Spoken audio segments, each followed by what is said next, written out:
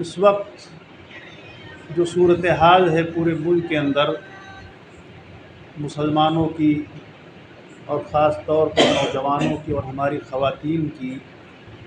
وہ بہت ہی زیادہ تشویشناک اور قابل فکر ہے۔ معاملہ صرف برائی تک نہیں ہے بلکہ معاملہ الحاد اور ارتداد تک پہنچ رہا ہے، اور یہ لہر اور یہ طوفان اس وقت اتنی زوروں کے ساتھ چل رہا ہے کہ بظاہر ایسا لگتا ہے کہ کوئی باندھ ٹوٹ گیا ہے اور بہت تیزی کے ساتھ لوگ اس کے اندر بہتے چلے جا رہے ہیں۔ اس بات کو باندھنے کا اور اس خطرے کو روکنے کا اگر کوئی ذریعہ ہے اور اس کی کوئی امید کی کرن ہے تو وہ صرف اور صرف ہم سب اور ہمارے علماء کرام ہیں۔ باقی اور کسی سے ہم اس کی امید رکھیں، کالجوں سے اس کی امید رکھیں، یونیورسٹیوں سے اس کی امید رکھیں، درسگاہوں سے اس کی امید رکھیں، تو یہ امید ایسی ہے کہ اس امید سے ہم بہت زیادہ کوئی فائدہ نہیں اٹھا سکتے ہیں۔ اس ملک کی جو تاریخ رہی ہے، آپ اگر غور کریں تو بلکہ پوری دنیا کے اندر برائیوں پر جو قدغن لگی ہے اور برائیوں کو جو روکا گیا ہے اور جو خطرات کا مقابلہ کیا گیا ہے، وہ مقابلہ صرف اور صرف علماء کرام نے کیا ہے۔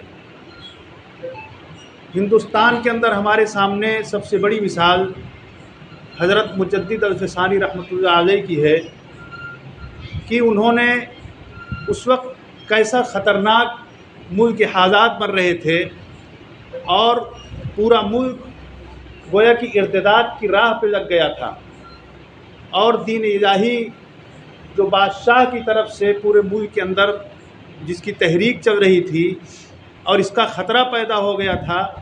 کہ اب ہندوستان کے اندر شاید دین اسلام باقی نہیں رہے گا۔ صرف ایک بندے خدا نے جو عالم دین تھا اس نے تہیہ کیا کہ اس ملک کے اندر سے ہم دین کو نہیں مٹنے دیں گے، اور پھر اس نے فیصلہ کیا اور اس فیصلے کے مطابق وہ ڈٹ گیا اور اس نے جو کوششیں ان کے بس میں تھی وہ کوششیں کی، اور اللہ رب العزت نے ان کی محنتوں اور قربانیوں کے نتیجے میں ملک کا رخ ایسا بدلا کہ اس ملک کے اوپر جو حکمراں ہوئے وہ ایک سے بڑھ کر ایک تھے،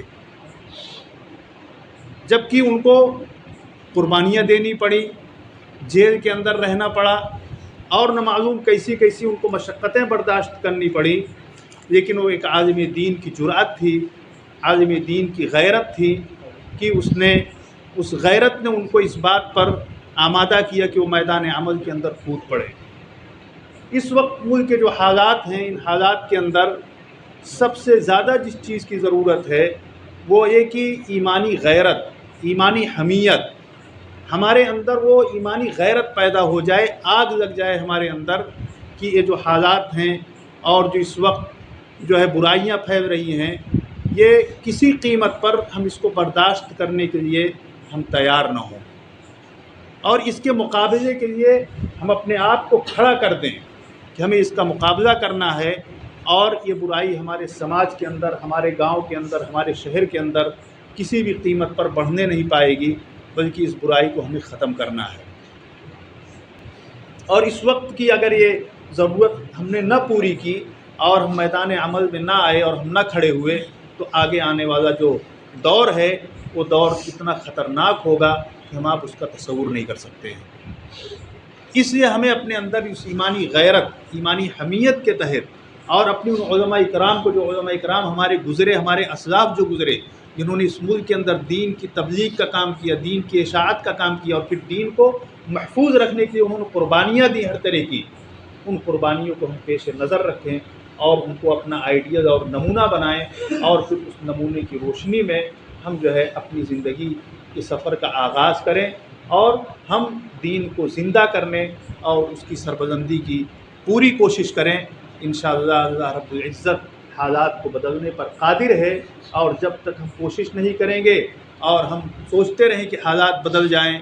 اور جو ہے حالات بہتر ہو جائیں، تو یہ چیز ناممکن ہے اور ایسا نہیں ہو سکتا ہے۔